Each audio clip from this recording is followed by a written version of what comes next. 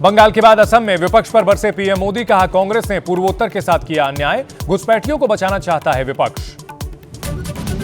राहुल गांधी के जर्मनी दौरे पर बीजेपी का हमला, कहा विदेश जाकर भारत विरोधियों से मिल रहे राहुल, जॉर्ज सोरोस से संबंध के लगाए आरोप। बांग्लादेश में हिंसा के बाद तनाव बरकरार, उस्मान हादी के अंतिम संस्कार में उमड़ी भीड़, प्रदर्शनकारियों ने की संसद में घुसने की कोशिश। यूपी में कोडीन कांड पर घमासान, योगी सरकार को अखिलेश का जवाब, मेरी तस्वीर सीएम और डिप्टी सीएम के साथ, केशव मौर्य बोले एक तो चोरी ऊपर से सीना जोरी।